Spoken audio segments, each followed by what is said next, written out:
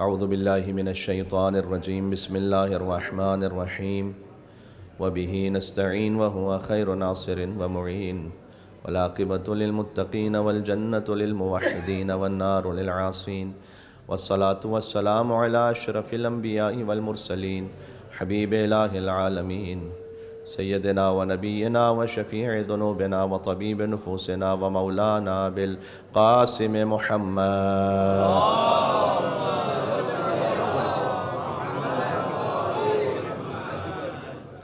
وأهل بيته الطيبين الطاهرين المعصومين المظلومين المنتجبين المنتخبين الميامين سيما بقية الله في الأرضين الذين أذهب الله عنهم الرجس وطهرهم تطهيرا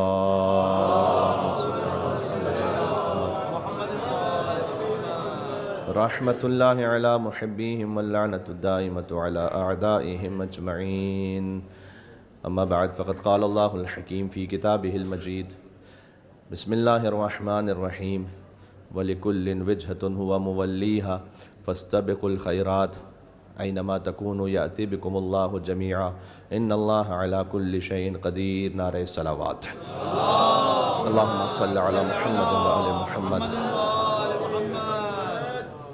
دعا امام زمان علیہ السلام پڑھ لیں پھر شروع کرتے ہیں انشاءاللہ بسم اللہ الرحمن الرحیم اللهم كن لوليك الحجة ابن الحسن صلواتك عليه وعلى آبائه في هذه الساعة وفي كل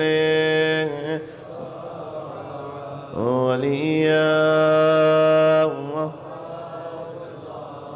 وقائدا ودليلا حتى تسكنه أرضك طوعا وتمتعه طويلا صلوات بر محمد وآل محمد صلی علی محمد وآل محمد۔ اللہ عز و جل کا شکر ہے کہ ابا عبداللہ الحسین علیہ السلام کے روضہ اطہر کی سرزمین پر ذکر قرآن و ذکر اہل بیت اطہار علیہ السلام کی سعادت نصیب ہو رہی ہے۔ آپ کے لیے آواز واضح ہے ہماری جو آواز آ رہی ہے اب تک؟ مجھ سے ابھی بھی انہوں نے کہا مجھے بہرحال شرمندگی ہو رہی ہے کہ تھوڑا سا آگے بلائیں، پتہ نہیں شاید ضرورت نہیں ہے اب میرے خیال میں، ٹھیک ہے کافی انشاءاللہ مل کے صلوات بھیجیں محمد وآل محمد علیہ السلام۔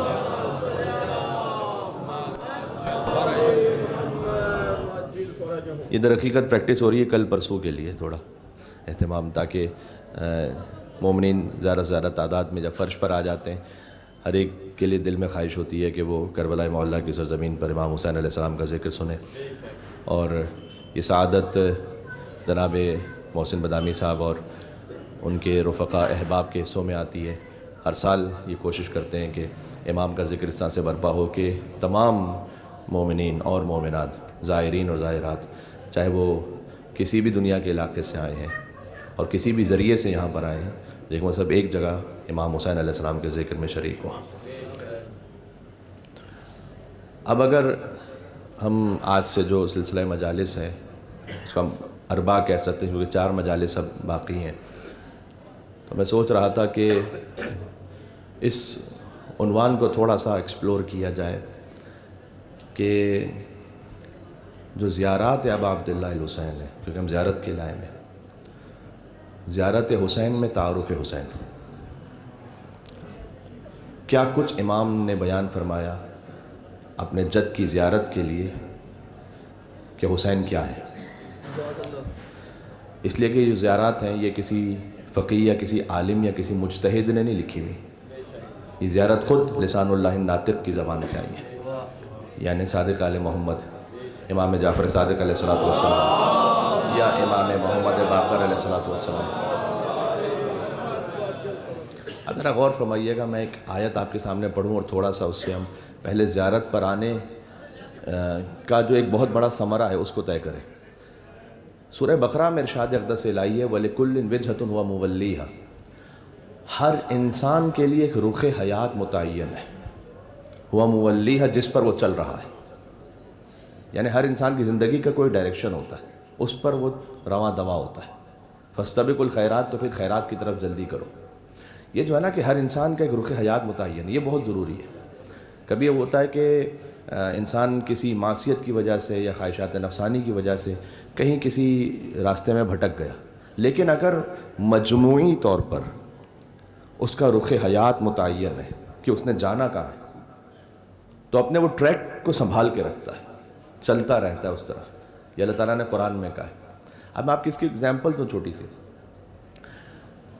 حضرت میر انیس رحمۃ اللہ علیہ اردو زبان میں مرثیہ نگاری میں ان سے بڑا کوئی شاعر نہیں گزرا. تو وہ غزل کہتے تھے، پہلے وہ شروع سے مرثیہ نہیں کہتے تھے. تو جب وہ غزل کہتے تھے تو ان کے والد نے ایک مرتبہ انہیں بلایا، ان کی استعداد کو دیکھا، کہا کہ آپ میں مجھے لگتا ہے تمہیں صلاحیت بہت ہے، تو کوئی ایسا کلام کہہ کے جاؤ کہ جو لا فانی ہو، ہمیشہ رہے، جس کا ثمرہ تمہیں ملتا رہے. ما عندکم ینفد وما عند اللہ باق، جو کچھ تمہارے پاس ہے وہ ختم ہو جائے گا، جو اللہ کے پاس ہے وہ باقی رہ جائے گا. تو کیوں نہ اپنا رخ حیات ایسا متعین کرو کہ جو امام حسین کی طرف ہو. تو غزل گوئی کے بہت بڑے شاعر تھے وہ، تو انہوں نے اپنے آپ کو بدلا اور انہوں نے کہا کہ نہیں، میری جو زندگی کا ڈائریکشن ہے وہ کچھ اور ہونا چاہیے. تو اس کو چھوڑ کر انہوں نے پھر جو پہلا بند لکھا اس طرف آتے ہوئے، وہ بھی بڑا کمال کا لکھا کہ کہتے ہیں کہ اندیشہ توصیف شہنشاہ امم ہے. یہ اندیشہ ہے فارسی زبان کا لفظ، یہاں اردو والا اندیشہ نہیں. اندیشہ یعنی میں نے سوچا ہے، فکر کی ہے میں نے. تو اندیشہ توصیف شہنشاہ امم ہے، زانوں پہ سر فکر ہے، سجدے میں قلم ہے راہ یہ باریک کہ لغزش میں قدم ہے. ہاں، کچھ ایک ایسا باریک راستہ ہے کہ کہیں غلوب نہ ہو جائے، کہیں تقصیر نہ ہو جائے، کہیں ایسا نہ ہو کہ میں کوئی ایسا کلام کہہ دوں یا کوئی ایسا لفظ کہہ دوں جو غلوب کے زمرے میں چلا، کہیں ایسی بات بھی نہ کہہ دوں جو تقصیر میں آ جائے. کہتے ہیں کہ اندیشہ توصیف شہنشاہ امم ہے، زانوں پہ سر فکر ہے، سجدے میں قلم ہے راہ یہ باریک کہ لغزش میں قدم ہے، اے دست زبردست خدا وقت کرم ہے. آپ کی مدد چاہیے، اے دست زبردست خدا وقت کرم ہے. یہ جو پورا سفر ہے نا، وہ یہی معاملہ ہے، پورا سفر زیارت، اے دست زبردست خدا وقت کرم ہے. تو کہتے ہیں خامے سے نہ طبع خدا داد سے ہوگا. ہمیں کہتے ہیں شعر کو، کہتے ہیں خالی شعر لکھ لینے سے معاملہ طے نہیں ہو جائے گا. اور کبھی ہوتا ہے کسی کے اندر ایک فطری صلاحیت ہوتی ہے، تو صلاحیت ہوتی ہے تو صلاحیت کس کام میں استعمال کر رہا ہے. فقط یہ نہیں کہ صلاحیت ہے تو وہ کام ہو جائے گا. خامے سے نہ طبع خدا داد سے ہوگا، یہ مرحلہ طے آپ کی امداد سے ہوگا. جب آپ امداد کریں گے تب یہ مرحلہ طے ہوگا، تب آگے معاملہ جائے گا. یہ پورا جو سفر زیارت ہے نا، وہ کاش ہمارا رخ حیات متعین کر سکے. ہاں، کہ ہم جو چل کر آ رہے ہیں نجف سے کربلا، اور جو چل کر نہیں بھی آ رہے وہ بھی ظاہر ہیں. مجھ سے بعض زائرین نے کہا کہ مولانا اس پر بھی بات کیجیے گا کہ جو چل کر کسی بھی وجہ سے نہ آ سکے ان کی زیارت کوئی کم تو نہیں ہو گئی. تو نہیں، آپ فکر نہ کریں. کبھی کبھار جو اصل زیارت ہے، جو اصل عمل ہے، اس سے بھی زیادہ ہم مثلاً مشی پہ توجہ دیتے ہیں، اور ثواب تو ہے. لیکن ہم نے نجف میں بھی اس بات کو عرض کیا تھا کہ جب مشی کر رہے ہوں تو ایسا نہ ہو کہ اسی میں آپ اپنے آپ کو اتنا زیادہ تھکا چکے ہوں کہ اگلے 3-4 دن زیارت ہی پہ نہ جا سکیں. یہ بھی ہوتا ہے بعض مرتبہ. تو اصل جو عمل ہے وہ زیارت کا ہے. مشی کا تعلق براہ راست 40 کی زیارت سے نہیں ہے. یہ تو ایک معاملہ اس وقت بن گیا کہ چونکہ مواقب لگے ہوتے ہیں اور زائرین کی خدمت ہو رہی ہوتی ہے، ورنہ مشی تو کبھی بھی امام حسین علیہ السلام کی زیارت پر کوئی بھی پیدل چل کے جائے تو وہ جب اس نیت سے جا رہا ہے، تو آپ جب اپنے ہوٹل سے بھی نکل کر پیدل چل کر امام حسین علیہ السلام کے حرم میں جاتے ہیں تو جتنے قدم اٹھا رہے ہوتے ہیں تو اتنے قدم پر ثواب مل رہا ہوتا ہے انشاءاللہ سے. تو آپ کی اصل توجہ رہے زیارت پر انشاءاللہ، کہ میں آیا ہوں یہاں اپنے آپ کو جوڑنے کے لیے امام حسین علیہ السلام سے. اب امام حسین علیہ السلام کی زیارت، خود زیارت کے لیے جو ٹریسز ہیں اس کی جو روٹس ہیں وہ آپ کو قرآن میں ملیں گی. کوئی پوچھے آپ سے کہ کیوں سلام کرتے ہو امام حسین کو، اس کا کیا جواب ہے آپ کے پاس قرآنی. تو آپ سورہ مریم کی آیت کو ملاحظہ فرمائیے گا. حضرت عیسیٰ علیہ السلام کے لیے اللہ سبحانہ و تعالیٰ نے کہا کہ والسلام علیہ یوم ولدت و یوم اموت و یوم ابعث حیا. مجھ پر سلام ہو، حضرت عیسیٰ کہہ رہے ہیں، اس دن جس دن میری ولادت ہوئی، اس دن جن دن مجھے موت آئے گی، اور اس دن جب میں دوبارہ مبعوث ہوں گا اللہ کے پاس، 3 دن سلام ہو مجھ پر۔ پتہ چلا کہ حجت خدا جب دنیا میں تشریف لائے اس دن بھی اس پر سلام ہے، جب دنیا سے تشریف لے جائیں اس دن بھی ان پر سلام ہے، جب قیامت میں آئیں گے اس دن بھی ان پر سلام ہے۔ اس لیے کہ جب وہ دنیا میں آتے ہیں تو ان کے دنیا میں آنے سے انسانیت کو ہدایت ملتی ہے، ان کی شہادت سے لوگوں کو رہنمائی ملتی ہے، راستہ ملتا ہے، یوں کہہ سکوں کہ شریعت کا راستہ ملتا ہے۔ تو ان کے آنے سے دنیا کو شریعت ملتی ہے، ان کے جانے سے دنیا کو ہدایت ملتی ہے، اور ان کے قیامت میں آنے سے دنیا کو شفاعت ملے گی۔ اس لیے جب وہ دنیا میں تشریف لائیں اس دن بھی ان پر سلام، جب دنیا سے تشریف لے جائیں اس دن بھی سلام، اور جب قیامت میں آئیں گے اس دن بھی ان پر سلام۔ یہ خالی حضرت عیسیٰ علیہ السلام کے لیے نہیں، حضرت یحییٰ کے لیے بھی اللہ سبحانہ وتعالیٰ نے قرآن میں یہ فرمایا کہ وَسَلَامٌ عَلَيْهِ، اور یحییٰ پر سلام ہو اس دن جس دن ان کی ولادت ہوئی، یوم ولد و یوم یموت و یوم یبعث حیّا۔ اور میں نے اس جملہ کو آپ اس خدمت میں اس لیے پیش کیا ہے کہ امام حسین علیہ السلام کی زیارت میں بھی یہی جملہ ہے۔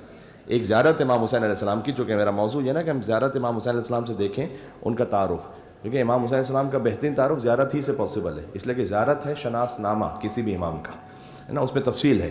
تو اب امام حسین علیہ السلام کی زیارت میں جو امام حسین کے لیے معصومین علیہ السلام نے بیان فرمایا، السلام علیک یا ابا عبداللہ، ایک راوی ہیں حسین ابن عطیہ، انہوں نے صادق علیہ محمد سے پوچھا کہ جب میں جاؤں آپ کے جد حسین کی زیارت پر تو کیا ثواب ہے اور کیا پڑھوں؟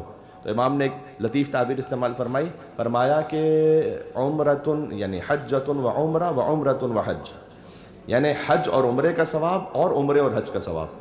یعنی شاید اس سے سمجھ میں آتا ہے کہ پے در پہ حج اور عمرہ، حج اور عمرہ، عمرہ اور حج، حج اور عمرہ، عمرہ اور حج، اس کا ثواب ملتا رہے گا جب تم آؤ گے امام حسین علیہ السلام کی زیارت پر۔ وہ جو ایک روایت ہے کہ کسی نے آ کے پوچھا صادق علیہ محمد سے کہ میں نے مولا 19 حج کر لیے ہیں، امام نے کہا کہ 20واں بھی کر کے آ جاؤ حج تاکہ ایک زیارت کے برابر ہو جائے حسین کی۔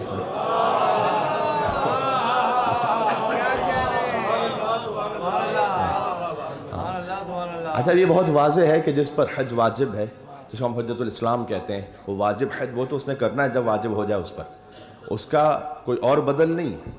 لیکن یہاں پر ایک تو مستحب حج مراد ہے، اور دوسرا کہ جب امام حسین علیہ السلام کی زیارت پر انسان آتا ہے تو حقیقت حج سے جڑتا ہے، حقیقت قبلہ اور حقیقت کعبہ سے جڑتا ہے انسان۔ تو اس خاطر ہے کہ امام نے فرمایا کہ جاؤ اور ایک اور حج کر کے آؤ تاکہ ایک حسین کی زیارت کے ثواب کے برابر ہو جائے۔ تو اس نے کہا کہ اچھا ٹھیک ہے، کم از کم اگر ایک حج کر لیا تو امام کی زیارت کے ثواب کے برابر تو ہو جائے گا۔ تو امام نے کہا کہ زیارت کے ثواب کے برابر تو چلو 20 حج ہو جائیں گے، لیکن اگر ہماری شفاعت چاہتے ہو تو آؤ زیارت پر۔ یعنی پھر یہ کہ جو 20 حج ہیں وہ ایک زیارت کے برابر ہیں، فرض کیجئے کہیں پر آیا 100 حج، کہیں پر آیا 1000 حج، لیکن اگر شفاعت چاہیے تو ایسا نہیں کہ زیارت اور کتنا کچھ اس کے مقابل میں تو دونوں بیلنس ہو جائیں، نہیں، شفاعت چاہیے تو پھر صرف زیارت ہے۔ یعنی زیارت اس کے الگ سے ایسا مقام اور اللہ سبحانہ وتعالیٰ نے اہتمام رکھا ہے کہ جو زیارت پر ہے وہ خاص الخاص شفاعت کا حقدار ہے۔ اب جب زیارت پر آئیں تو امام نے کہا کہ یہ کہو السلام علیک یا ابا عبداللہ، السلام علیک یوم ولدت و یوم تموت و یوم تبعث حیا۔ اے حسین آپ پر سلام ہو جس دن آپ کی ولادت ہوئی، بالکل یہی آیت قرآن کی، اس دن آپ پر سلام ہو جس دن آپ کی ولادت ہوئی، جس دن آپ کی شہادت، اور جس دن آپ دوبارہ آئیں گے میدان محشر میں، آپ پر سلام ہو۔ اس سے ایک بات یہ بھی سمجھ میں آتی ہے، ہمارے بعض بھائی وہ تھوڑا سا ہچکچاتے ہیں اہل بیت علیہ السلام کے لیے کہ لفظ ولادت استعمال کریں یا نہ کریں، جو کہ ان کے ذہن میں تصور ہوتا ہے کہ ہم ولادت کا لفظ استعمال کریں تو کوئی تنقیص تو نہیں ہو رہی، لیکن خود زیارت میں امام حسین کے لیے ولادت کا لفظ استعمال ہوا ہے کہ آپ پر سلام ہو جس دن آپ کی ولادت ہوئی۔ تو آپ جب ولادت امام حسین کہتے ہیں 3 شعبان کو، یا ولادت جشن مولود کا مطلب یہ ہوتا ہے جشن مولود کعبہ 13 رجب، مولود ولادت ہی سے، تو ولادت کا لفظ استعمال کرنے میں آپ اپنا کانسیپٹ ٹھیک رکھیں، کوئی حرج نہیں ہے، لیکن اس ولادت کو آپ عام ولادت سے مقایسہ نہیں کیجیے گا، یہ بات ذہن میں رکھیے گا، اس لیے کہ جب عام ولادت ہو تو والدہ بھی نجس ہو جاتی ہیں، اولاد کو بھی غسل ولادت چاہیے، اور وہ جو مقام ہے وہ بھی طاہر نہیں رہتا۔ لیکن جب اہل البیت علیہ السلام کی ولادت ہو، اب مجھے کوئی ایک ضعیف روایت بھی بتلائیے کہ کہیں یہ لکھا ہو کہ علی کی ولادت کے بعد کعبے کو دھویا گیا ہو۔ کچھ کہنا چاہ رہا ہوں، تو والدہ بھی پاک، مولود بھی پاک، جائے ولادت بھی پاک. اس لیے کہ امام حسن علیہ السلام کی جب ولادت ہوئی تو اس وقت حضور نے فرمایا کہ حسن کو میری گود میں دینا. حسن اور حسین ایک ہی نور ہیں. کہا حسن کو میری گود میں دینا. تو حضرت ام فضل وہ تھوڑا سا گھبرانے لگی اور انہوں نے کہا کہ ابھی تو میں نے غسل ولادت ہی نہیں دیا. تو حضور نے غضبناک ہو کر کہا کہ اے ام فضل تم اسے کیا پاک کرو گی؟ ام ایمن سے کہا تم اسے کیا پاک کرو گی جسے اللہ نے دنیا کو پاک کرنے کے لیے بھیجا ہوا. تو لفظ وہی ایک مل کے صلوات بھیج دینا میں آباد دے رہا حسین علیہ السلام صلی اللہ علیہ.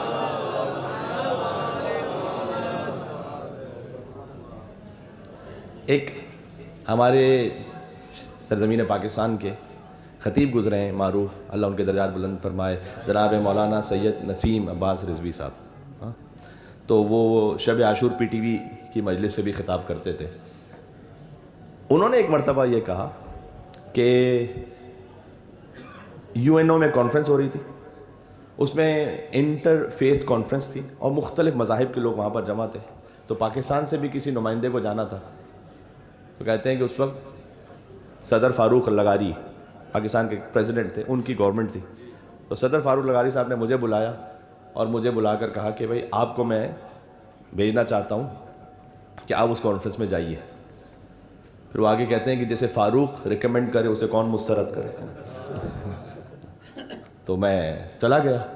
تو کہتے ہیں کہ میں وہاں پہنچا تو وہاں پر 286 نمائندے مختلف مذاہب کے موجود تھے.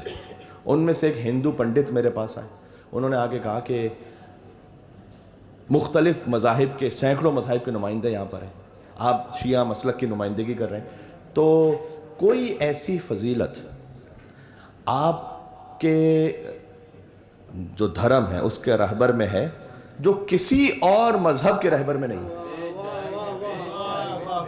کوئی ایسی فضیلت بتائیں جو آپ کے مذہب کے رہبر میں ہے جو دنیا کے کسی اور مذہب کے رہبر میں ہے ہی نہیں. کہتے ہیں پہلے تو میں تھوڑا سا چکرایا کہ کیا جواب دوں. اس کے بعد مجھے صادق آل محمد کا یہ فرمان یاد آیا کہ اگر تم سے کوئی ہمارے بارے میں سوال کرے یا بحث یا مناظرہ کرے تو تم ہم سے مدد مانگو. تو جہاں تمہارا ذہن کام کرنا چھوڑ دے گا وہاں ہمارا ذہن تمہارے ذہن میں کام کر کے بولنے لگے گا. تو کہتے ہیں کہ میں نے اس وقت امام سے مدد چاہی کہ کوئی ایسا جواب ہو کہ یہ مطمئن ہو جائے. ابھی ہندو پنڈت ہے، یہ مجھ سے پوچھ رہا ہے کہ آپ کے امام کی کوئی ایسی فضیلت جو دنیا کے کسی اور رہبر میں نہیں ہے. کہتے ہیں میں نے ان سے جواب دیا کہ دنیا کے کسی بھی مذہب کا کوئی بھی لیڈر اور رہنما وہ اپنے مذہب کے عبادت خانے میں پیدا نہیں ہوا سوائے میرے مولا علی بن ابی طالب.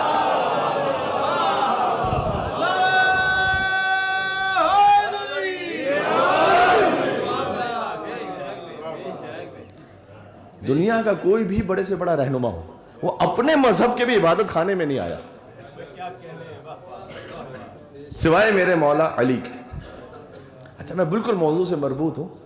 امام حسین علیہ السلام ہے نا، وہ ہیں اظہار نور علی بن ابی طالب کربلا کے میدان میں. یہ بات ذہن میں رکھیے گا، اس لیے کہ ہمیں زیارت میں سکھایا گیا. یہ امام حسین علیہ السلام نے بھی بار بار یہاں کربلا میں جب حجت تمام کی ہے نا تو اپنا جب تعارف کروایا تو وہ امام علیہ السلام نے کہنا چاہتے تھے کہ یہ نہ سمجھو کہ میں کوئی رینڈم گائے ہوں کہ جو آ کے کھڑا ہو گیا ہوں اور تمہیں کچھ بتا رہا ہوں. میرا پاسٹ دیکھو، میں رسول اللہ کا نواسا ہوں. ہاں، رسول کی بیٹی کا بیٹا اس وقت پورے روئے زمین پر میرے علاوہ کوئی نہیں ہے. میں امیر المومنین علی بن ابی طالب کا بیٹا ہوں. غور کیجئے گا. تو یہ امام حسین علیہ السلام نے اپنا پاسٹ اپنے انسسٹرز کو بار بار بتلایا اور یہ آپ کو اللہ تعالیٰ عرفہ پہ لے کر آئے انشاءاللہ. اس دعا کی قبولیت کے لیے مل کے صلوات بھیجیں محمد وعلی محمد صلی اللہ علیہ وسلم. لوگ باہر ہیں. اچھا تھوڑا سا ایک ایک قدم آگے آئیے کہ میرے خیال میں جگہ ہے. لوگ باہر کھڑے ہوئے آئیے گا. مولا متقیان، مولا کائنات، حیدر کرار، پیارے فرار، وسیع پیغمبر، جانشین مصطفیٰ، غالب علی کل غالب، فاتح علی کل فاتح، حضرت امیر المومنین علی بن ابی طالب علیہ السلام بلند سے بلند تک پر زور حیدری صلوات. اللہم صلی علی محمد و آل محمد وعجل فرجهم. اور کیجیے گا. امام حسین علیہ السلام کی زیارت عرفہ، جب آپ عرفہ پہ آئیں دیکھیں 40 کی جو واک ہے مشی کی وجہ سے، اس کے لیے ایک خاص اہتمام تو ہے، دنیا بھر میں اس پہ ڈسکشن ہے، اور یہ ہے الحمدللہ امام حسین علیہ السلام کا در ہی ایسا ہے. لیکن جو عاشور کی زیارت کی فضیلت ہے اور عرفہ کی زیارت کی فضیلت ہے روایات میں، وہ سب سے جدا ہے. شیخ عباس قمی نے بظاہر اس کو اس طرح سے منشن کیا کہ جو عاشور کی زیارت ہے، شب عاشور اور روز عاشور جو قبر امام حسین علیہ السلام کے پاس گزارے، وہ ویسا کہ جیسے خود اپنے خون میں غلطا ہوں اب عبداللہ الحسین کے لیے. اب یہ جو فضیلت ہے یہ کسی اور زیارت کے لیے نہیں ہے، عاشور کی زیارت کے لیے. اور عرفہ کی زیارت، وہ آپ یہاں عراقیوں میں سے کسی سے بات کریں پوچھیں، ویسے تو عرفہ کی زیارت کے لیے روایات اتنی زیادہ ہیں، لیکن یہ عراقی ان کا کہنا اور ماننا یہ ہے کہ عرفہ کی زیارت تو نصیب ہی اسے ہوتی ہے جو صحیح النسب ہو. عرفہ کی زیارت جب کسی کو نصیب ہو اس کا مطلب یہ ہے کہ وہ صحیح النسب ہے. یہ ان کے یہاں اسٹیبلش فیکٹ ہے. تو پھر عرفہ کی زیارت کے لیے اللہ تعالیٰ نے امام حسین علیہ السلام کے لیے خاص مقام رکھا ہے ان کے زائرین کے. تو جب عرفہ کی زیارت پر تشریف لائیں، ویسے بھی زیارت پڑھ سکتے ہیں، وہ آپ اپنی معرفت کے لیے تو ویسے بھی پڑھ سکتے ہیں. اس میں کیا ہے؟ اس میں یہ ہے کہ السلام علیکم. ذرا غور کیجیے گا، میں بات کو آج کی حد تک آہستہ آہستہ اب سمیٹنے کی طرف جاؤں گا. السلام علیکم یبن امیر المومنین، اے امیر المومنین کے بیٹے آپ پر سلام. وابن الامام المتقین وابن القائد الغر المحجلین، امام المتقین کے بیٹے آپ پر سلام، قائد الغر المحجلین کے بیٹے آپ پر سلام. مولا علی کا لقب ہے قائد الغر المحجلین. کیا مطلب ہے اس کا؟ قائد الغر المحجلین، عربوں میں خاص قسم کا ایک گھوڑا ہوتا تھا جو بہت نایاب، اگر وہ اس کے دونوں ہاتھ اور پیر اس پر سفید نشان بنے ہوں اور اس کی پیشانی پر بھی سفید نشان بنا ہو، اور وہ ایک خاص نسب سے ہو، اصیل جسے کہتے ہیں، تو ایسے گھوڑے کے لیے یہ لفظ استعمال ہوتا تھا کہ جس کو ہم کہتے تھے یہ کہ مثلا محجل، یعنی وہ کہ جس سے نور جاری ہو رہا ہے.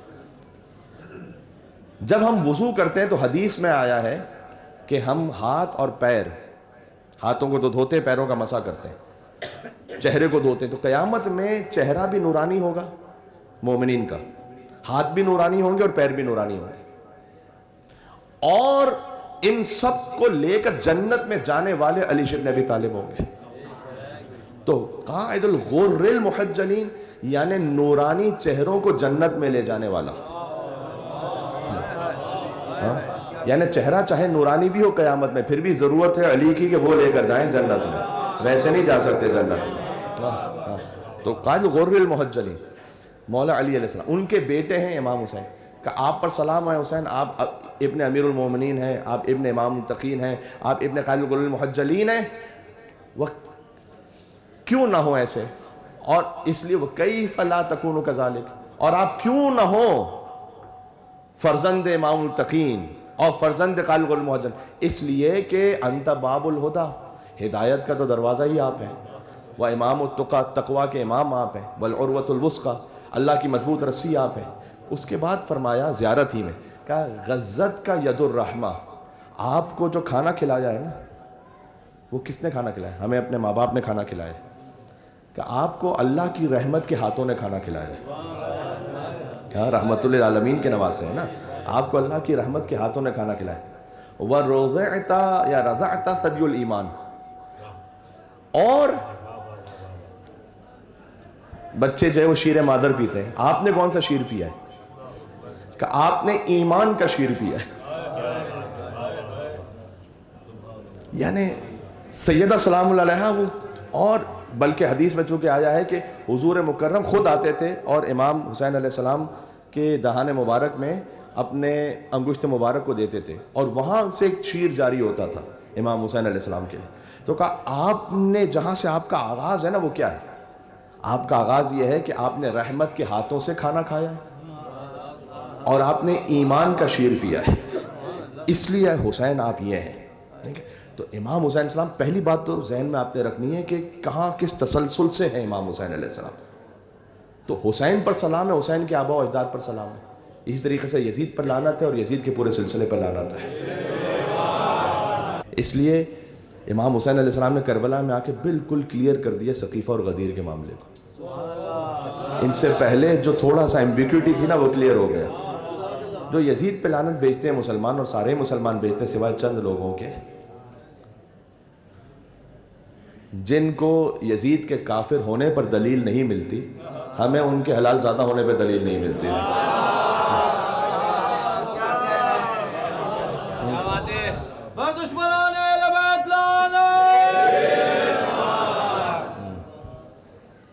یہ لوگ ہیں کہ جو حضرت ابو طالب علیہ السلام کا بھی ذکر ہو رہا تھا، ان کو نعوذ باللہ ان کے اسلام پہ شک کرتے ہیں۔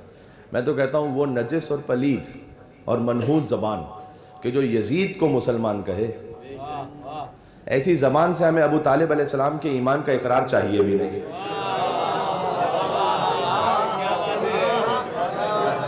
یہ بات سمجھ میں آئی؟ چاہیے بھی نہیں ہمیں۔ کہتے ہیں ابو طالب، مجھ سے کہا میرے محترم عزیز بھائی نے، اور انہوں نے حضرت ابو طالب علیہ السلام پہ کلام بھی پڑھا، اور امام حسین علیہ السلام وہ پرتو ہیں حضرت ابو طالب علیہ السلام کا۔ کربلا میں تو پورا معاملہ ہی دیکھ لیں حضرت ابو طالب علیہ السلام کا ہے۔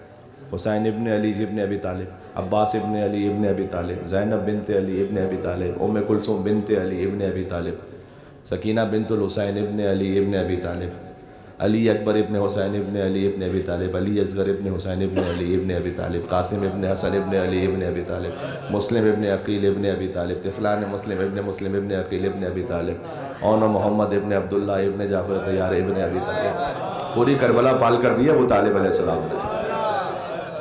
بات سمجھ میں آ رہی؟ تو کہتے ہیں کلمہ نہیں پڑھا تھا، نکاح پڑھا تھا۔ چلیں اب آپ تک یہ جملہ پہنچا ہی نہیں تو میں کیا کہوں آگے۔ اور کلمہ پڑھنا مشکل کام ہوتا ہے یا نکاح پڑھنا مشکل کام ہوتا ہے؟ کلمہ تو ہر ایک پڑھ سکتا ہے، نکاح تو سارے نہیں پڑھ سکتے، اور وہ تو بالکل ہی نہیں پڑھ سکتے جو چپ بیٹھے ہوئے ہیں۔ جب تک ہاں نہ بولو تو مولوی بھی نکاح نہیں پڑھتا ہے۔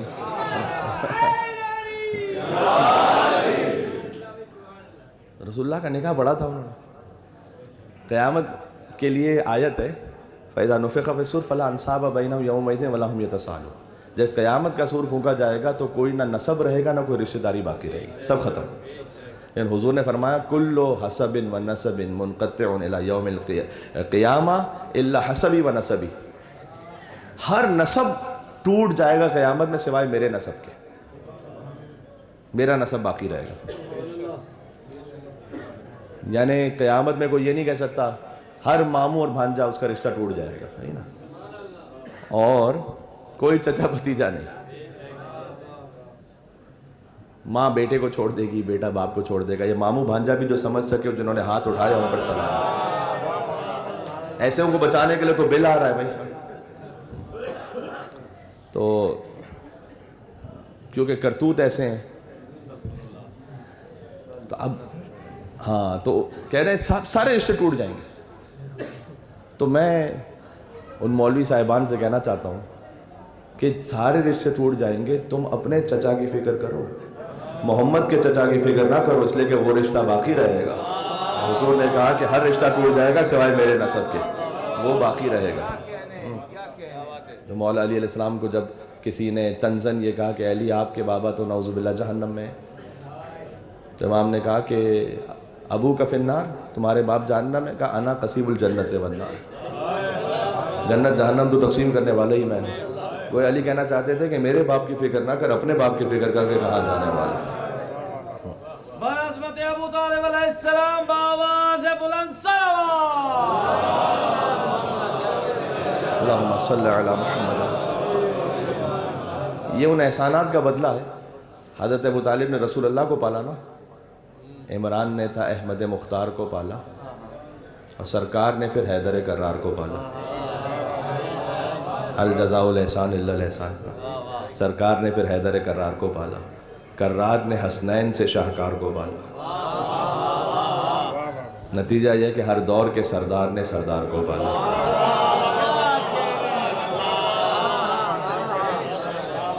ہر دور کے سردار نے سردار کو پالا۔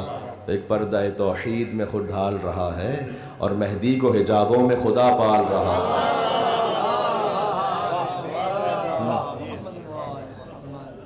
تو حضرت ابو طالب علیہ السلام کا احسان ہے اور حضور مکرم پر وہ احسان ہوا۔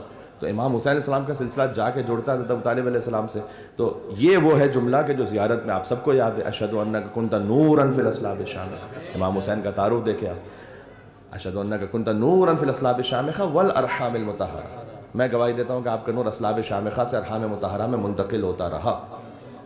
ہاں، تو امام حسین علیہ السلام اس لیے امیر المومنین نہج البلاغہ میں فرمایا ہے کہ لم یوسم فیہ آہر ولا ضرب فیہ فاجر، ہمارے اس پورے سلسلے میں نہ کوئی بغیر حضرت آدم علیہ السلام سے لے کر یہاں تک نہ کوئی بغیر نکاح کے تھا، نہ کوئی فسق و فجور والا تھا۔ یہ ضمانت لی ہے امیر المومنین علی بن ابی طالب علیہ السلام نے، پورے سلسلے کی ضمانت ہے۔ اشہد انک کنت نورا فی الاصلاب الشامخہ والارحام المطہرہ، آپ کا نور اصلاب شامخہ سے ارحام مطہرہ میں منتقل ہو رہا تھا۔ تو آپ جب آئے ہیں انشاءاللہ زیارت ابا عبداللہ الحسین علیہ السلام پر، ان نورانی ہستیوں کی زیارت پر، ابو الفضل عباس علیہ السلام۔ اچھا، ابو طالب علیہ السلام کے 4 بیٹے ہیں، جانتے ہیں، طالب، عقیل، جعفر، علی۔ آپ تاریخ میں غور کیجئے گا، یہ پڑھنے کی بات ہے۔ طالب ان کا ایک مقام ہے، ان سے بڑھ کر مقام ہے حضرت عقیل کا، ان سے بڑھ کر حضرت جعفر، ان سے بڑھ کر علی، علی سے بڑھ کے تو کوئی ہے نہیں کائنات میں سوائے رسول اللہ کے۔ اس فقیر نے ایک موقع پہ کہا تھا کہ علی کا اس کائنات میں 3را نمبر ہے۔ غلط تو نہیں ہے بھائی، گھبرا تو نہیں گئے؟ کربلا پہ کیا کہہ دیا مولانا؟ پہلے پہ خدا ہے، پھر مصطفیٰ ہے، پھر مرتضیٰ ہے۔ علی کا اس کائنات میں 3را نمبر ہے۔ خدا سے علی سے 2 بڑے ہیں کائنات میں، ایک خدا اور ایک مصطفیٰ، جی، ایک خدا اور ایک رسول خدا۔ لیکن لطف کی بات یہ کہ ان دونوں بڑوں نے کہا کہ جنت میں وہ جائے گا جس کے دل میں یہ چھوٹا ہوگا۔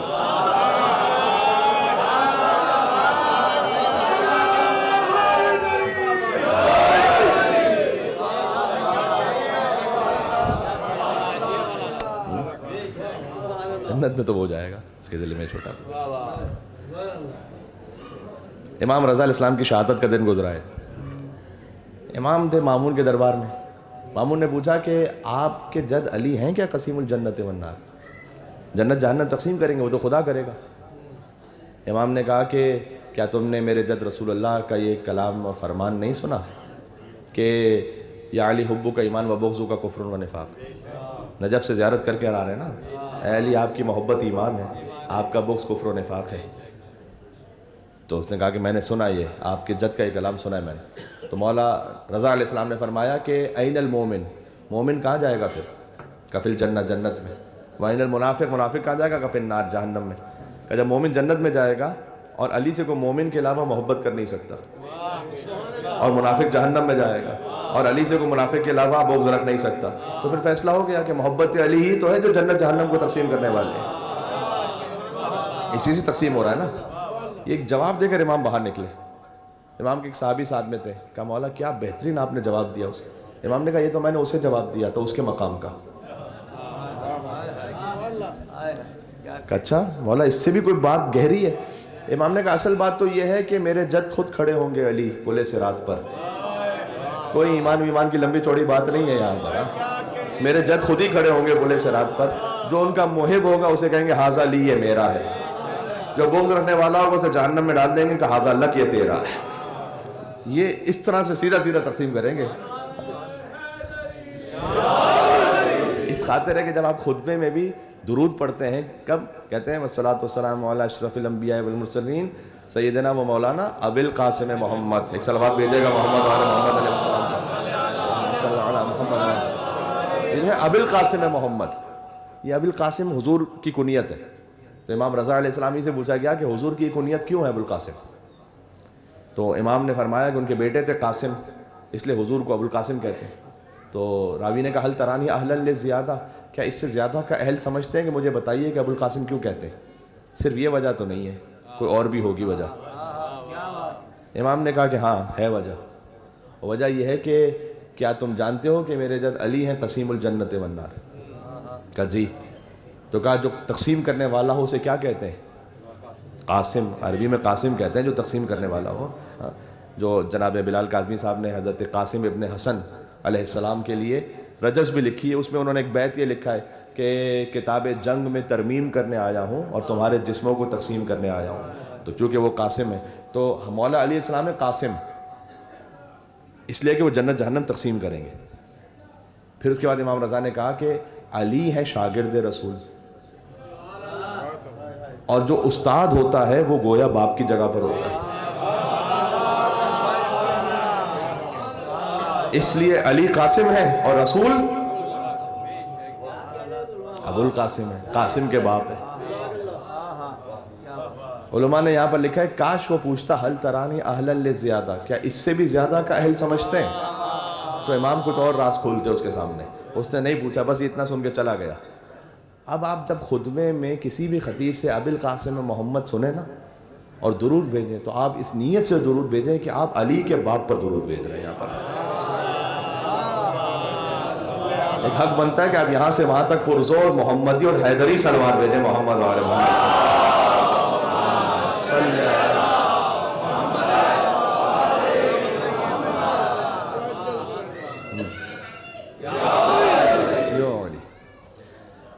اس لیے بس عزیزوں جب یہاں تشریف لائیں تو سب سے پہلے تو یہ نیت اپنے آپ کو ذہن میں سوچیں کہ میری زندگی کا رخ حیات کیا ہے، کیا صحیح ڈائریکشن پر ہوں یا نہیں.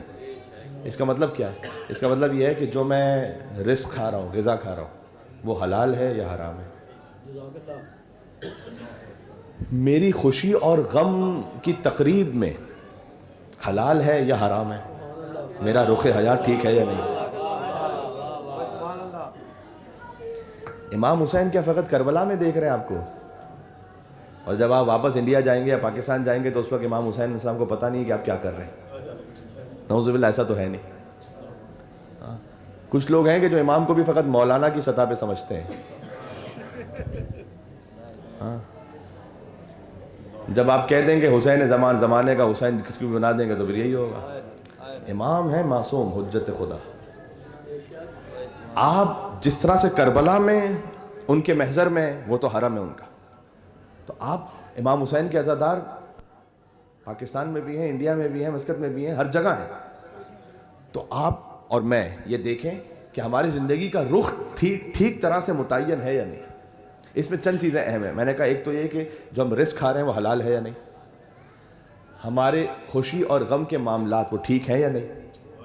اس لیے کہ معمولاً ایسا ہوتا ہے کہ چلے غم کے معاملات میں تو پھر بھی سنبھال لیتے، لیکن جہاں خوشی کا معاملہ ہے وہ کہتے ہیں مولانا ایک پروگرام تو کرنے دیں ایسا. اس لیے کہ اس میں اہتمام وہ کرتے ہیں کہ اس میں انہیں نہیں بلاتے،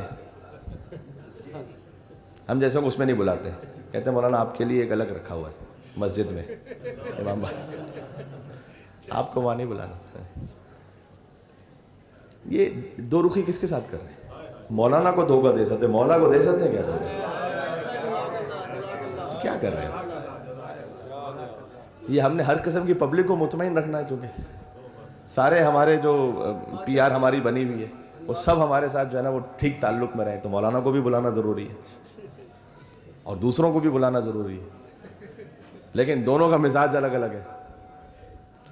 علامہ جوادی صاحب علی اللہ مقام، جو بزرگ ہیں وہ تو جانتے ہی ہیں، انہوں نے ان کو سنا ہوا ہوگا. میں نے تو ڈائریکٹ ان کو سنا نہیں ہے، لیکن میں نے ان کی کتابیں دیکھی ہیں. تو علامہ جوادی صاحب رحمۃ اللہ علیہ وہ کہتے تھے کہ کئی مستورات ویسے وہ حجاب نہیں کریں، جیسے ہی مولانا کے سامنے آئی تو انہوں نے کہا مولانا آ رہے ہیں. اب ان کے مزاج کا وہ جملہ تھا، وہ کہتے تھے ایسے کہ جیسے سب سے زیادہ غلط نیت والے مولانا ہی ہیں کہ ان کے سامنے پہن لو چادر.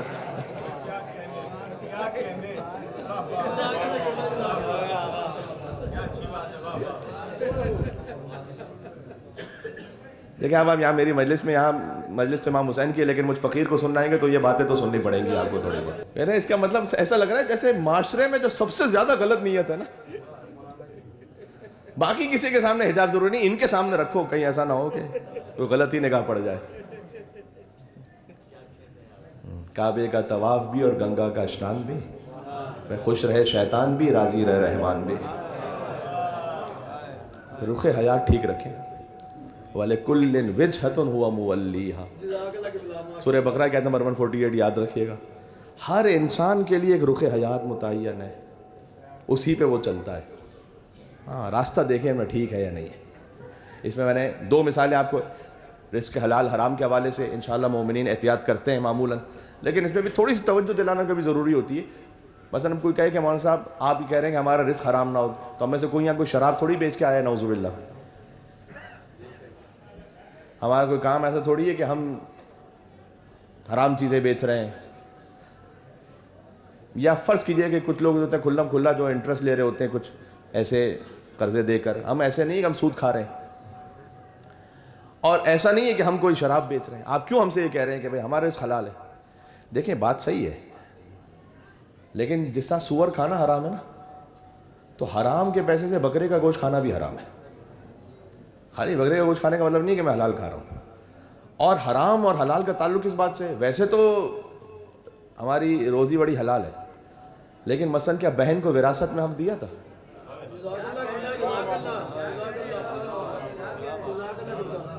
ایسے تو نہیں کہ کسی مومن کا قرضہ دبا کے بیٹھا ہوں. تھوڑا سا زور سے بولوں میں؟ اچھا. تو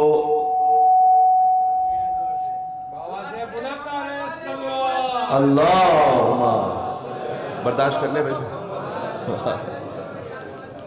محمد. تو میں اب تھوڑا سا زور سے بولنے کی کوشش کرتا ہوں انشاءاللہ. کہہ رہے ہیں باہر آواز کم ہے تھوڑی، تو آپ تک تو آواز آ رہی ہے انشاءاللہ. اچھا ٹھیک ہے. اچھا ہم نے کیا مثلا بہن کو وراثت میں حق دیا، یا کسی مومن سے قرضہ لیا، اس کے بعد پتہ ہی نہیں، پھر زیارتوں پہ زیارتیں چل رہی ہیں، قرضہ نہیں ہو رہا واپس. بھائی ہمارے پاس پیسے نہیں ہمارے واپس کرنے کے. ارے جب آپ یہ 25 مرتبہ جو زیارت پہ جا رہے ہیں اس کے پیسے ہیں آپ کے پاس، مومن کا قرضہ ادا کرنے کے پیسے نہیں ہیں آپ کے پاس. قرض حسنہ کی تعبیر یہ تھی کہ بھئی قرض دیا جائے اور اس پر بلا سود وہ واپس کر دے. اب قرض حسنہ کا مطلب یہ ہے کہ قرض دینے والا وہ روتا رہے، قرض لینے والا ہنستا رہے. یہ ہے قرض حسنہ کہ واپس ہی نہیں کرنا کبھی. یہ بھی حرام ہے. رخ حیات ٹھیک رکھیں. آج کی گفتگو کا موضوع یہاں پر رک رہا ہے، کل سے یہاں بات شروع ہوگی. اس کے میں کچھ اور ایگزامپلس دوں گا آپ کی خدمت میں. تو یہ معاملہ ہے کہ ہمیں اپنے معاملات غذا حلال حرام رزق اس کو بھی ٹھیک کرنا ہے، اپنے تعلقات خوشی غم کو بھی ٹھیک کرنا ہے، امام حسین کے راستے پہ رکھنا ہے. اگر آپ انشاءاللہ اس دعا کے ساتھ یہاں تشریف لائے ہیں اور اس بہتر نیت کے ساتھ واپس جانا چاہتے ہیں تو ایک پرزور ہے حسینی صلوات بھیجیں محمد و آل محمد علیہ وسلم.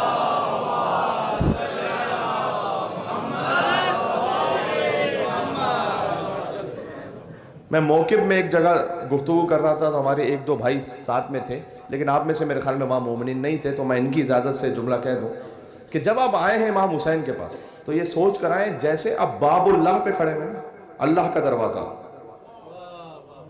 امام حسین اللہ کا دروازہ، اس میں شک نہیں کیجئے گا.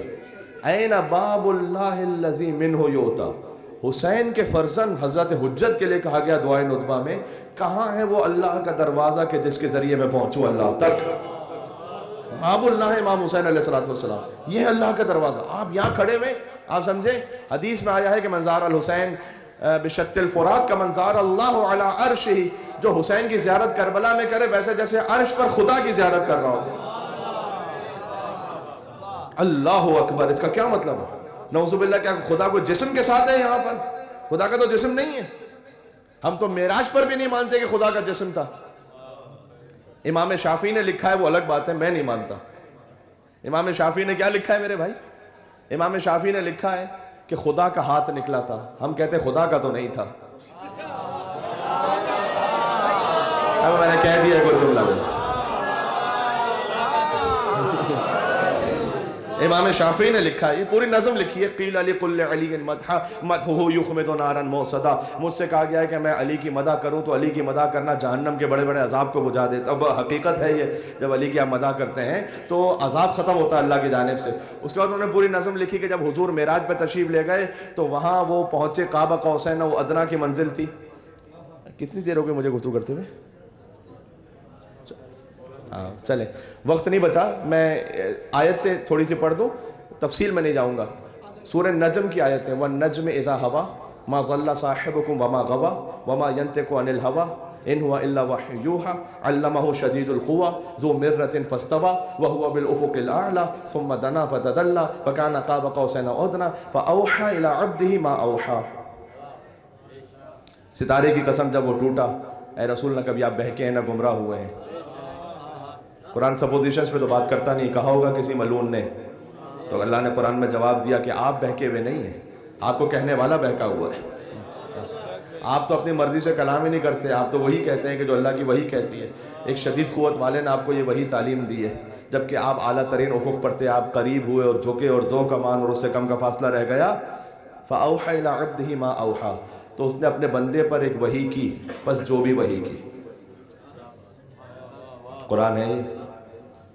فَأَوْحَى إِلَىٰ عَبْدِهِ مَا أَوْحَى، اس نے اپنے بندے پر ایک وحی کی، پس ایک وحی کی. تو اللہ نے بتایا نہیں معراج پہ کہ کیا وحی کی. امام شافعی لکھتے ہیں کہ مجھ سے کہا گیا کہ میں علی کی مدح کروں، اور علی کی مدح کرنا جہنم کے عذاب کو بجھا دیتا ہے. تو جب حضور معراج پہ پہنچے تو قاب قوسین و ادنیٰ کی منزل تھی، تو حضور کے لیے پردے کے پیچھے سے ایک ہاتھ نکلا، یہ وہ لکھ رہے ہیں، اور وہ ہاتھ شانے پر آیا. حضور کہتے ہیں کہ اس شانے پر ہاتھ آنے سے میرے دل میں ایسی خنکی ہوئی کہ میں اب تک محسوس کر رہا ہوں. اور آخری میں نے آپ کو مطلع سنایا ان کی نظر کو مقطع سناتا ہوں. پھر کہتے ہیں کہ وَعَلِيٌّ وَاضِعٌ أَقْدَامَهُ، توجہ جاتا ہوں، فِي مَحَلٍّ وَضَعَ اللَّهُ يَدَهُ. میں امام حسین سمجھا رہا ہوں آپ کو ان کا حرم. کہتے ہیں علی کی فضیلت کے لیے اتنا کافی ہے ان کی زبان سے، جس مقام پر اللہ نے اپنا ہاتھ رکھا تھا اس مقام پر علی نے اپنے پیروں کو رکھا تھا.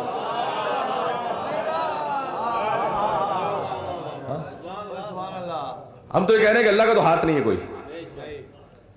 ہے، بس اللہ سبحانہ و تعالیٰ کا کوئی نظام ہے. تو اللہ کا جسم تو ہے نہیں کوئی. تو یہ کیوں کہا گیا کہ جو آئے یہاں پر اور زیارت کرے امام حسین کی، ویسے جیسے عرش پہ خدا کی زیارت کرو. اس لیے کہ روئے زمین پر وہ مقام جہاں آپ کو خدا سے انتہائی قربت نصیب ہو جائے، اس سے زیادہ خدا سے قریب ہونا جہاں ممکن نہ ہو، وہ ہے کربلا معلیٰ. کہ حسین کی زیارت پر آؤ ویسا جیسے عرش پر خدا کی زیارت کر رہے ہو، اتنا قریب ہو تم خدا سے. یہ ہے باب اللہ. بات سمجھ میں آ رہی ہے اس کا کیا مطلب ہے؟ جی، اتنی قربت ہے. اس لیے جب آپ امام حسین علیہ السلام کے پاس آئیں تو سمجھیں کہ باب خدا پہ کھڑے ہوئے ہیں، اور اس نے دخول میں بھی ہے کہ پروردگار میں کھڑا ہوں، اللہم انی وقفت بیت من بیوت نبی. یہ کیا پروردگار، میں تیرے نبی کے دروازوں میں سے ایک دروازے پہ کھڑا ہوا ہوں، ایک دروازہ یہاں پر میں کھڑا ہوں. اس کے بعد فرمایا کہ یہ کہو امام حسین سے کہ مجھے اجازت ہے کہ میں حرم میں آؤں. فَإِن لَمْ أَكُنْ أَهْلًا لِذَلِكَ فَأَنْتَ أَهْلٌ لِذَلِكَ. اگر میں اہل نہیں اس بات کا کہ آپ کے حرم میں آؤں اپنے گناہوں کی وجہ سے، تو آپ تو اس بات کے اہل ہیں کہ ہمیں بلائیں. یہ بالکل وہی جملہ ہے کہ جو دعائے کمیل کے اختتام پر آپ اللہ سبحانہ و تعالیٰ سے کہتے ہیں الٰہی افعل بی ما انت اہل ولا تفعل بی ما انا اہل. پروردگار میرے ساتھ وہ سلوک کرنا جس کا تو اہل ہے، وہ سلوک نہ کرنا جس کا میں اہل ہوں. امام حسین کے دروازے پر آپ کھڑے ہو کے کہیں کہ اے مولا اگر میں اہل نہیں کہ میں آؤں آپ کے حرم میں، تو آپ تو اہل ہیں اس بات کے کہ مجھے بلائیں. جو میں کہہ رہا تھا کہ میں نے موقع میں ایک مجلس پڑھتے ہوئے اس جملے کو کہا تھا کہ حر کے لیے حضرت میر انیس رحمۃ اللہ علیہ نے کہا کہ دوزخ سے جب آزاد کیا حر کو خدا نے، تو آزاد تو حسین نے کیا تھا، آزاد تو امام حسین نے کیا ہے. یہ انیس سمجھانا چاہ رہے ہیں کہ دیکھو حدیث کی روشنی میں دیکھو کہ جب آزاد کیا حسین نے تو سمجھو خدا نے معاف کیا. آپ کو مثال دوں میں، آپ کے ساتھ کسی نے زیادتی کی، کسی نے آ کے کہا کہ مجھے معاف کر دیجیے گا، آپ اتنا کہہ سکتے ہیں میں نے معاف کیا. آپ یہ نہیں کہہ سکتے خدا نے معاف کیا. ہمارا اختیار ہی نہیں، ہمارا ڈومین ہی نہیں، ہمیں پتہ ہی نہیں خدا نے معاف کیا نہیں کیا، وہ تو خدا جانتا ہے. یہ فقط اختیار حسین ابن علی ہے. حسین یہ کہہ سکتے ہیں کہ میں نے معاف کیا اور میرے رب نے معاف کیا، فقط حسین کہہ سکتے ہیں. یہ بات ذہن میں رکھیے گا. تو دوزخ سے جب آزاد کیا حر کو خدا نے، کھلوا دیے فردوس کے در عقدہ کشا نے. اس لیے کہ جو آقا ہوتا ہے نا وہ در کھولتا نہیں ہے، وہ کہتا ہے کھول دو، کھلوا دیے، میرا غلام آ رہا ہے کھولو حر کے لیے. کھلوا دیے فردوس کے در عقدہ کشا نے. اور زانوں پہ رکھا سر جو امام دو سرا نے، تو اعلیٰ کیا ادنا کو بزرگوں کی دعا نے. ہائے ہائے، سب جس کے طلبگار تھے جنت میں وہ در تھا، اور حوران جنا گرد تھیں اور بیچ میں حر تھا. یہ امام حسین علیہ السلام نے ایک لمحے میں ایسے معاف کیا. جب اوس ابن مہاجر نے پوچھا حر سے، حر عاشور کا دن، تصور کریں یہی کربلا، ظہر سے پہلے کا وقت، حر چلے امام حسین کی طرف. کوئی لشکر یزید میں یہ سوچ نہیں رہا ابھی اس وقت کہ یہ حر جا کے امام حسین کو جوائن کر لیں گے. وہ یہ سمجھ رہے کہ اچھا کہیں حملہ کرنے جا رہے ہیں حسین پر. تو کہا اے حر کہاں جا رہے ہو؟ اوس ابن مہاجر نے حر سے پوچھا جب حر نے چلنا شروع کیا. حسین پر حملہ کرنے جا رہے ہو؟ تو اوس ابن مہاجر کا بیان ہے کہ میں نے دیکھا کہ حر کا بدن کہاں پر رہا تھا. تو اس نے اس وقت حر سے یہ کہا کہ اگر کوئی مجھ سے یہ پوچھتا کہ اس وقت عرب کا سب سے بڑا مانا ہوا بہادر جنگجو کون ہے تو میں تیرا نام لے لیتا. تو اتنا ڈر رہا ہے، یہ کیوں کانپ رہا ہے تیرا بدن؟ تو اس وقت حر نے کہا کہ میں اپنے آپ کو اس وقت جنت اور جہنم کے درمیان محسوس کر رہا ہوں، اور میں جنت کو اختیار کروں گا، جہنم کو نہیں. یہ کہہ کر حر نے سر جھکایا اور اپنی ذرا کو پیچھے کی طرف کیا، اس بات کی علامت کے لیے کہ میں حملہ کرنے نہیں آ رہا. سامنے میرا سینہ کھلا ہوا ہے، اپنا نیزہ نیچے کی طرف کیا اور چلنا شروع کیا حسین کی طرف. کوئی بنائیے مزاج ایسا، کوئی موقع ایسا کہ مولا میں آ رہا ہوں گناہگار، تصور میں کہ گویا کہ جیسے ہاتھ بندھے ہوئے ہیں اور میں آ رہا ہوں مولا آپ کے پاس. حسین فقط علیہ السلام خود نہیں، حسین علیہ السلام بناتے ہیں. حر کو علیہ السلام بنایا امام حسین نے. وہ حر جو چند لمحوں پہلے ہے لعن اللہ امتن قتلت کا ولعن اللہ امتن ظلمت کا ولعن اللہ امتن سمعت بذالک فرضیت بے، وہ ان جملوں میں آ گیا کہ السلام علیکم یا اولیاء اللہ و احباء. یا زیارت پڑھی ہے نا شہیدان کربلا کی، جا کے زیارت پڑھی ہے نا. تو اب ہم یہاں اپنے آپ کو اس زیارت سے ریلیٹ نہ کر پائیں، جوڑ نہ پائیں، تو پھر کب جوڑیں گے؟ تو شہیدان کربلا کی زیارت میں کیا، جن میں حر بھی شامل ہے. السلام علیکم یا اصفیاء اللہ و ابدا، السلام علیکم یا انصار دین اللہ، السلام علیکم یا انصار رسول اللہ، السلام علیکم یا انصار امیر المومنین، السلام علیکم یا انصار فاطمہ زہرا سیدۃ نساء العالمین. یہ کیا ہے؟ چند لمحوں میں اتنے بڑے کریم کی بارگاہ میں. کل سے یہاں بات شروع کریں گے انشاءاللہ. کل جلوس کی مجلس بھی ہے، آپ تشریف لائیے گا. یہاں سے پھر جلوس عزا ہے جو اب عبداللہ الحسین کے حرم میں جائے گا، اور پھر وہاں سے ابوالفضل عباس علیہ السلام کے حرم میں. جلوس کا مطلب کیا ہوتا ہے؟ گویا آپ مہمان حسین ہیں.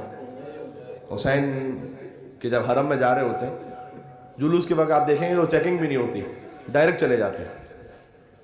گویا ایک رمز، ایک علامت ہے کہ آ رہا ہے حسین کا ایک زائر اور عزادار جلوس کی کیفیت میں امام حسین کو سلام کرنے کے لیے. ہائے ہائے ہائے ہائے، جس سلام کو کرنے کے لیے بی بی زینب آئی تھیں اربعین پر. بی بی زینب سلام اللہ علیہا اربعین پر پہنچی تھی.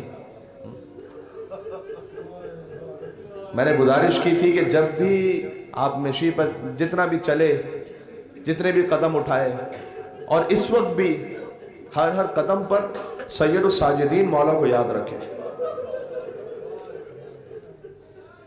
ان کے قدموں میں، پیروں میں بیڑیاں تھیں، ہاتھوں میں ہتھکڑیاں تھیں، زنجیریں ایسے تھی مولا سید الساجدین علیہ السلام کی.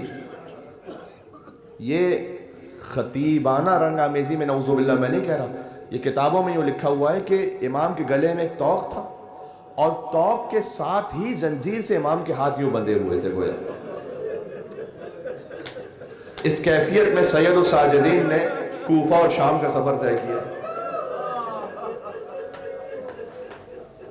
اللہ اکبر. کل سے کوشش یہ ہوگی کہ مصائب کا دورانیہ اور میں زیادہ بڑھاؤں، چونکہ آپ یہاں رونے ہی کے لیے تشریف لائے. کربلا جو آتا ہے وہ اصل گریے کے لیے آتا ہے، پرسے کے لیے آتا ہے، یہ بات طے ہے. اور اگر نہ رو سکے کوئی کربلا میں بھی آ کر، تو پھر اسے امام سے بہت دعا کرنی چاہیے کہ پروردگار کیا میرا دل اتنا سخت ہو گیا ہے کہ میں حسین پر کربلا میں بھی نہ روتا ہوں. یا ابا عبداللہ الحسین، آپ پر سلام ہو۔ آج یہاں لاکھوں بلکہ کروڑوں کہنے والے السلام علیکم یا ابا عبداللہ۔ میں عاشور کے دن کا منظر آپ کو سناؤں، ایک مسافر گزر رہا تھا یہاں سے، اس نے دیکھا کہ ایک انسان ہے تنا کھڑا ہے، ہزاروں اس کے خون کے پیاسے ہیں، اتنے لاشیں بکھرے پڑے ہوئے، تو یہ کون انسان ہے؟ صحرا تھا نا، تو ایک مسافر گزرتے ہوئے دیکھ رہا تھا، وہ آیا امام حسین علیہ السلام کے پاس، اس نے کہا السلام علیکم عبداللہ۔ امام کو نہیں پہچانتا تھا، اے اللہ کے بندے آپ پر میرا سلام ہو، آپ کون ہیں؟ امام نے اسے سلام کا جواب دیا، پھر کہا کہ کیا تو اس مقام سے ابھی نیا آیا ہے، گزر رہا ہے؟ کہتا ہے میں تعجب میں تھا، تو میں نے پوچھا ان سے کہ آپ نے اتنے ہزاروں میں مجھے کیسے پہچان لیا کہ میں ابھی یہاں آیا ہوں؟ دیکھیں، ایک تو ہے علم امامت کے علم سے تو امام جانتے تھے، لیکن امام نے جانتے ہو وجہ کیا بتائی؟ امام نے کہا میں نے تجھے اس طرح پہچانا کہ اس ہزاروں میں کوئی مجھے سلام کے قابل نہیں سمجھتا، تو آیا ہے، تو نے مجھے سلام کیا ہے۔ وہ حسین جیسے عاشور کے دن کوئی سلام کرنے والا نہیں تھا، آج کروڑوں ہیں جو کہہ رہے ہیں السلام علی الحسین وعلی علی ابن الحسین وعلی اولاد الحسین وعلی اصحاب الحسین۔ اے حسین ہمارا آنا قبول فرمائیے گا۔ اللہ اکبر۔ اے ابا عبداللہ الحسین، اس پر میں انشاءاللہ اور بھی گزارش کروں گا آگے اور مجالس میں، اور یاد رکھیے گا 40 کی جو مجلس ہوگی وہ 40 کے دن ہوگی انشاءاللہ، اور بعد از نماز ظہر جماعت کے ساتھ، اور پھر 40 کی مجلس ہوگی، اس میں بھی آپ سے شرکت کی گزارش ہے۔ تو میں عرض کروں گا، اب آپ دیکھیں یہاں پر کوئی ایک انسان بھی ایسا تو نہیں کہ جو بھوکا رہ گیا ہو، کوئی ایک انسان ایسا تو نہیں کہ جو پیاسا رہ گیا ہو۔ اچھا ایک اور سوال پوچھو، کوئی ایک بیوی بھی آپ کو بغیر چادر کے نظر آ رہی ہے؟ اسی کربلا میں حسین کی بہنوں کی چادر چھین لی گئی تھی۔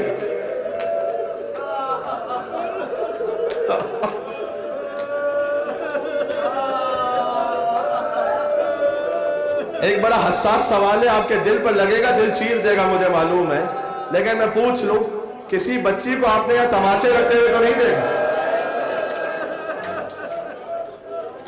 ایک بچی تھی جو اس بیابان میں تماچے کھا رہی تھی اور پوچھ رہی تھی بابا، ایک بے سر کے لاشے سے آواز آئی الیہ الیہ یا بنیہ، اے میری سکینہ یہاں آ جا۔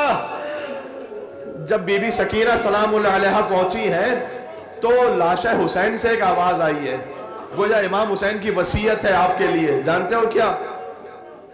اگر زبان حال یہ پڑھوں تو جب بی بی زینب سلام اللہ علیہ گئیں بی بی سکینہ کو ڈھونڈتے ہوئے، یہ شب 11 محرم یعنی شام غریبہ روایت کم پڑھی جاتی ہے، 6 بچے ہیں کم و بیش، 6 بچے جو شام غریبہ گھوڑوں کی ڈابوں تلے پامال ہوئے اسی بیابان میں، ان میں ایک مسلم کی یتیمہ ہے، مسلم بن عقیل کی۔ جب بی بی زینب اور بی بی ام کلثوم لاشوں کو اٹھانے کے لیے گئی تو دیکھا کہ ایک بچی کا گویا لاشا ہے، یعنی ایک طرف سے اٹھاتی تھی دوسری طرف سے گر جاتا تھا۔ میں نے کہ ایران کے بزرگ عالم سے یہ جملہ سنا ہے کہ شام غریبہ امام سجاد نے بی بی زینب سلام اللہ علیہ کے ساتھ مل کر ان بچوں کو دفن کیا۔ کیوں دفن کیا؟ کہ شاید وجہ یہ ہو کہ امام جانتے ہیں کہ 11 محرم کو جو سر جدا کیے جائیں گے، کہیں چھوٹے چھوٹے بچوں کے سر نہ کاٹ دیے جائیں۔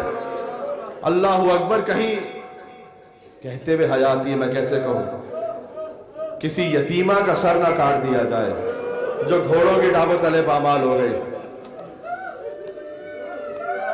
جب بی بی زینب گئی نا سکینہ کو لینے کے لیے، بلا تشبیہ گویا کہہ رہا ہوں کہ بی بی نے اپنے دونوں ہاتھ اپنے چہرے پر رکھ لیے ہوں گے کہ اب نہ مارو، بابا کا نام نہیں لو گے۔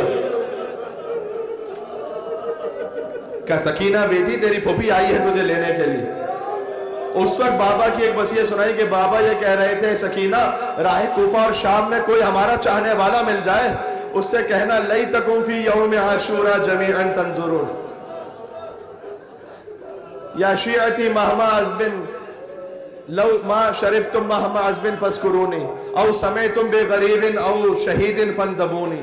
اے میرے شیعوں، میں تو 3 دن کا پیاسا مارا گیا نا، تمہیں اگر کبھی ٹھنڈا پانی نصیب ہو تو یاد کرنا حسین کی پیاس کو، اور کسی غریب کا ماتم کرنا ہو تو حسین پر ضرور ماتم کرنا. اور اے میرے شیعوں، کاش تم ہوتے عاشور کے دن کربلا کے میدان میں تو تم دیکھتے کہ تمہارا مولا کیسے 6 مہینے کے بچے کے لیے پانی مانگ رہا تھا.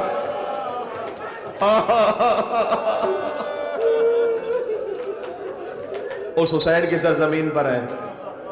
جب حسین یہاں آئے تھے تو بنی اسد والوں کو بلا کر کہا تھا کہ دیکھو یہ زمین تو ہم خرید رہے ہیں، تمہیں ہبہ کرتے ہیں، لیکن ایک میری شرط ہے، وہ یہ کہ جب بھی میرا کوئی زائر میری زیارت کے لیے آئے تو اسے 3 دن تک مہمان بنانا، 3 دن تک کھانا کھلانا.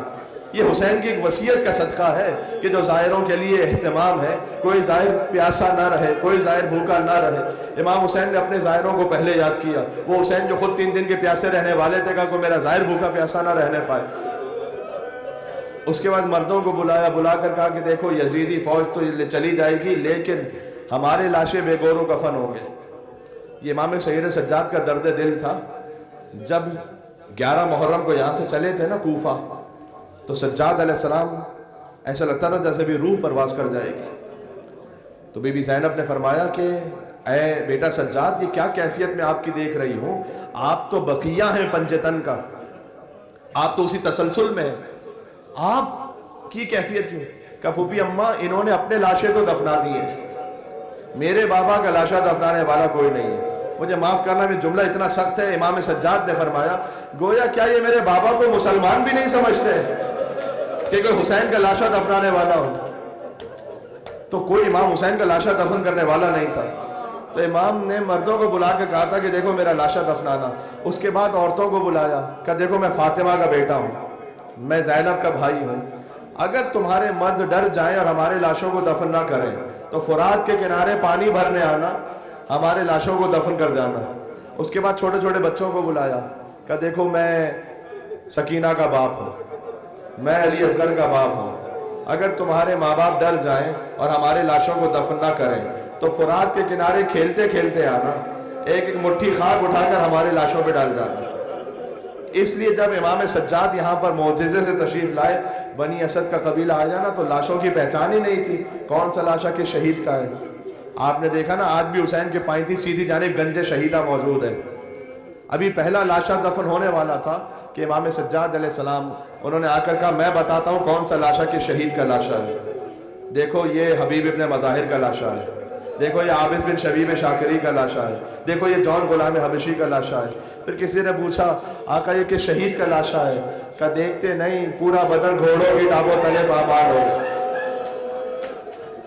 یہ یتیم حسن قاسم کا لاشا ہے جو زندہ تھا اور دائیں طرف کے گھوڑے بائیں طرف دوڑ گئے، جو آیا ہے رونے کے لیے. جو رو سکے وہ رو سکے، جو نہ رو سکے کم از کم رونے جیسی شکل ضرور بنائے ہو. اس لیے کہ امام علیہ السلام نے فرمایا ہے جو نہ رو سکے لیکن رونے جیسی شکل. یہ قریب امام حسین. اگر میں اس واقعے کو تصور میں بیان کروں کہ امام ایک ایک لاشا دفنا رہے ہیں تو پھر کسی نے پوچھا ہوگا یہ کہ شہید کا لاشا ہے؟ کہ دیکھتے نہیں کلیجے میں برسی کا ٹوٹا ہوا پھل، یہ میرے کڑیل جوان بھائی علی اکبر کا لاشا ہے. اب ایک جملہ اس طرح سے ملتا ہے کہ ایک لاشے کے پاس امام بیٹھ گئے اور کہتے تھے ہائے میرا بابا، ہائے میرا بابا. سجاد نے اپنی انگشت مبارک سے حسین کی قبر پر یہ جملہ لکھا، یہ اب تک لکھا ہوا ہوگا امام حسین کی قبر پر کہ ھذا قبر حسین ابن علی الذی قتلوہ عطشانا. یہ اس حسین کی قبر ہے جسے 2 نہروں کے درمیان 3 دن کا پیاسا مارا گیا. ایک فارسی زبان کے شاعر نے شعر کہا، مرثیہ کہا امام پر کہ مولا ویسے تو حکم ہے کہ ہر میت کو جب دفن کرو تو چہرے کو قبلے کی طرف کر دو. سجاد علیہ السلام نے کہا ہوگا بابا آپ کی لاش پر تو سر ہی موجود نہیں ہے بابا، میں چہرہ کیسا ہوگا. سارے لاشیں دفن ہو گئے، ایک لاشا باقی رہ گیا، ایک لاشا باقی رہ گیا. بنی اسد والوں نے کہا کہ مولا ہم جا رہے ہیں، سارے لاشیں دفن ہو گئے. امام نے کہا نہیں ابھی ایک لاشا باقی ہے. کہا مولا کوئی لاشا نظر نہیں آتا. کہا چلو میرے ساتھ فرات کے کنارے، جس حرم کے ساتھ آپ یہاں بیٹھے ہیں، حسین کا علمدار अबुल फजल अब्बास। कहते अब्बास का लाशा इस काबिल नहीं बचा था कि उठाया जा सके, इतनी तलवारें पड़ी थी कि जिस्म टुकड़े टुकड़े हो गया था। जब जाना कब्र अब्बास पर तो ये सोचना, शहीदान करबला में सबसे तवीलुल कामत थे अब्बास, और सबसे छोटी कब्र है अब्बास, सबसे छोटी कब्र है अब्बास की। इसलिए कि इतनी तलवारें पड़ी थी कि अब्बास का जिस्म टुकड़े टुकड़े हो गया।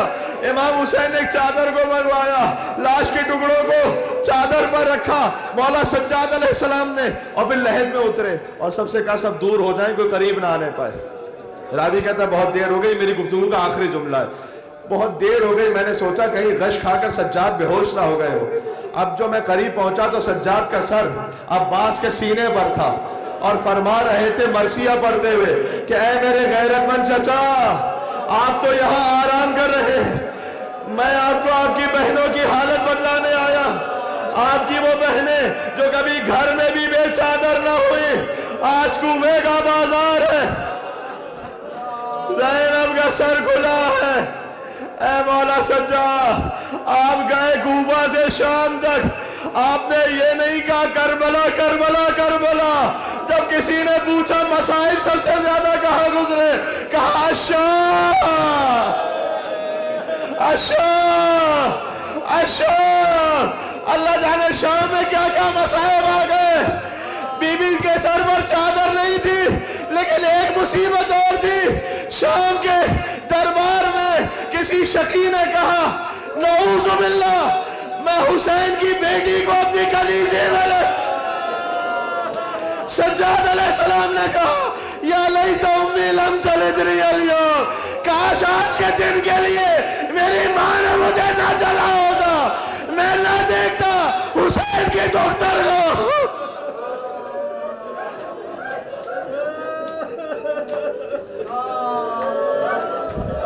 सलाम अलैका